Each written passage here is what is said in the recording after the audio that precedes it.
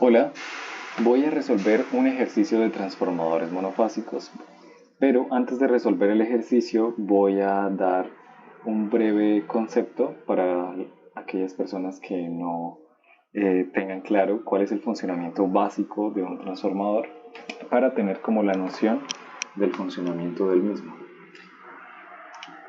Entonces, el ejercicio dice lo siguiente: un transformador monofásico de 100 kVA, 3000 a 220 volts, 50 Hz, tiene 100 espiras en el devanado secundario. Aquí subrayé en color verde la información que normalmente aparece en la placa de características de un transformador. En este caso, se tiene una potencia aparente S de 100 kVA, una tensión primaria de 3000 volts y una tensión secundaria de 220 volts. Adicional a eso me dan una frecuencia, que es la frecuencia de operación del transformador, igual a 50 Hz.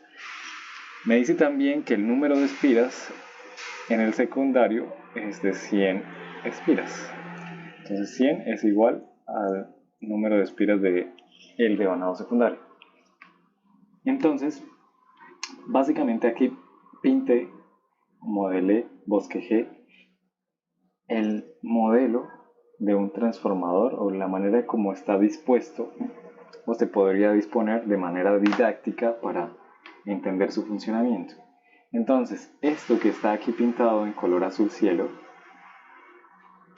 es el núcleo del transformador. El núcleo es básicamente la composición de muchas láminas o chapas de acero al silicio laminadas, como se puede apreciar aquí en la imagen que tomé del libro de Fraile Mora de máquinas eléctricas. Aquí se puede observar que el núcleo, que está en azul cielo, está compuesto de muchas láminas, las cuales deben estar aisladas entre sí para disminuir las pérdidas de corrientes parásitas que se pudieran presentar, las pérdidas del núcleo en general.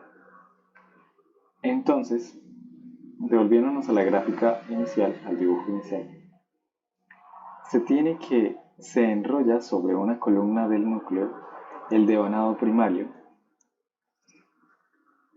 se conecta a los bornes de esa bobina una tensión primaria, en este caso serían 3000 volts, a una frecuencia de 50 Hz. Es importante conocer que los transformadores operan con corriente alterna, debido a que el objetivo es que la bobina cree un flujo magnético variable, porque de esa manera, por ley de Faraday, al tener un flujo magnético variable, se inducirá una tensión secundaria en la bobina que está dispuesta, en este caso, en la otra columna del núcleo.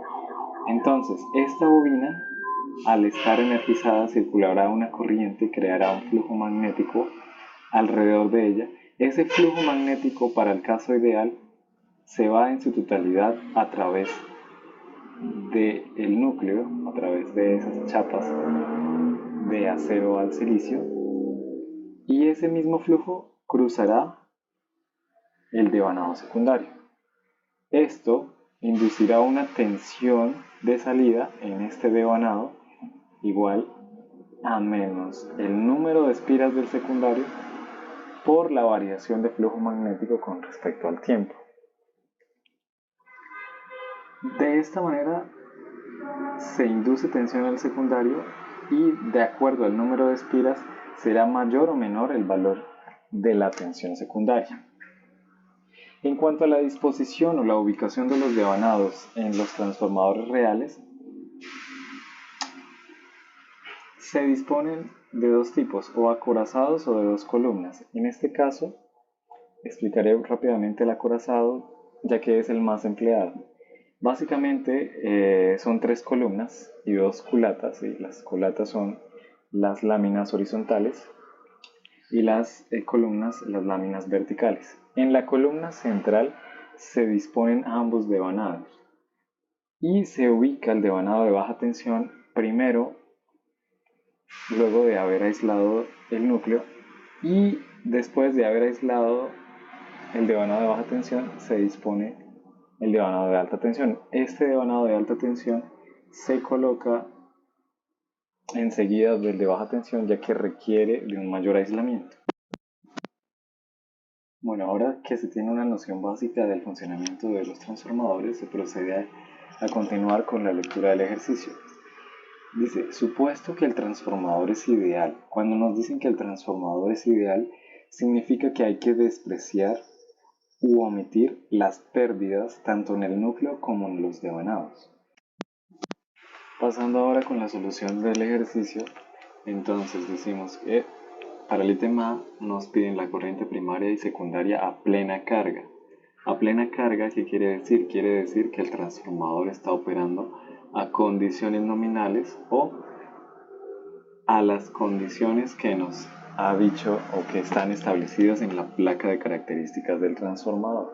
Es decir, que la potencia nominal de este transformador es de 100 kVA, ¿sí? La potencia aparente S, que la tensión primaria va a ser 3000 voltios, acá la tensión de alta tensión, el devanado de alta, y la tensión secundaria 220 voltios. Entonces, aquí en el modelado de nuestro transformador tenemos que se ha conectado una carga en el devanado secundario, la cual requiere de 100 kVA en su potencia. De esta manera, entonces, se suministra una corriente en el devanado secundario y esta corriente, tanto la primaria como la secundaria, se podrá calcular, como bien se sabe, con la magnitud de la potencia aparente, que ya la conocemos, y la magnitud de la tensión de cada uno de los devanados. Entonces, para el caso de la corriente primaria, se despeja de la fórmula y se tiene que la corriente obtenida en ese devanado es de 33,33 amperes o amperios. Mientras que en la corriente secundaria, a condiciones nominales, será de 454,54 amperes.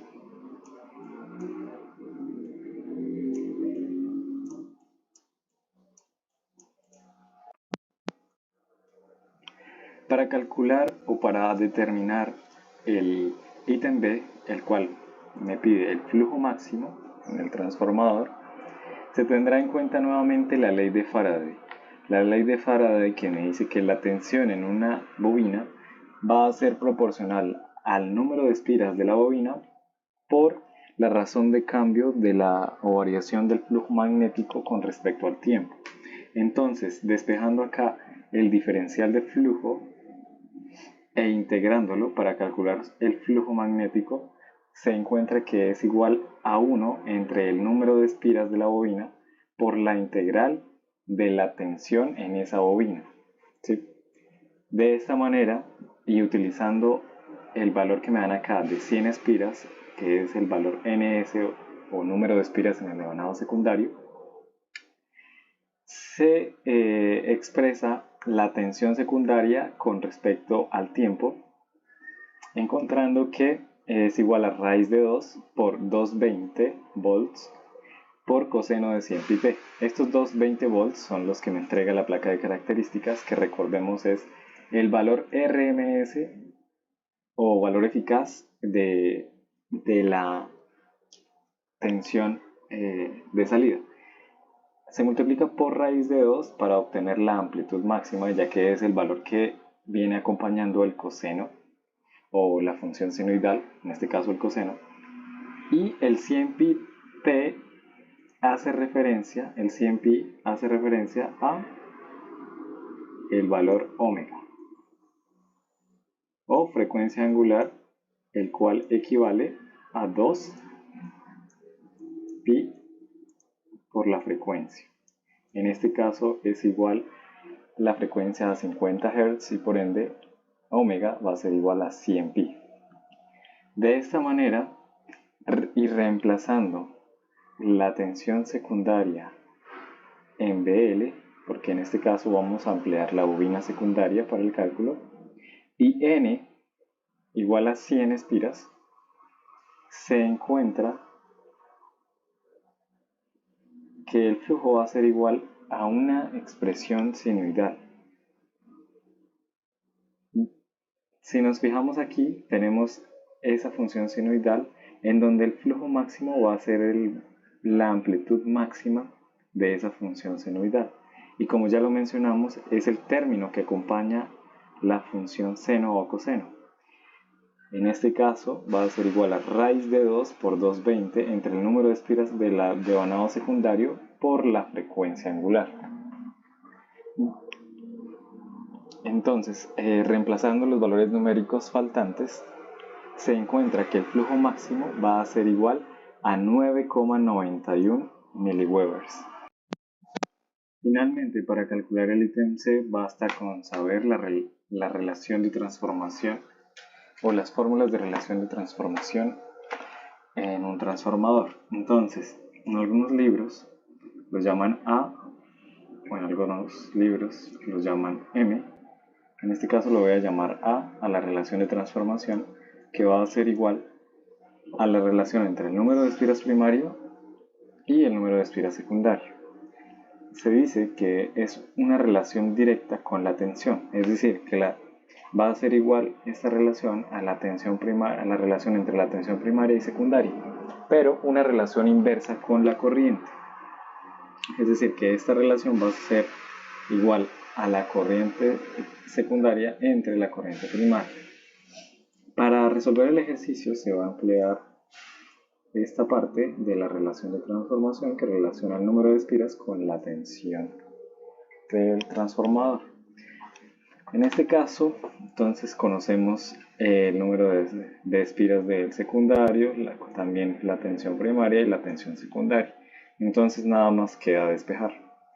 Despejamos y encontramos que el número de espiras aproximadamente es de 1364 espiras.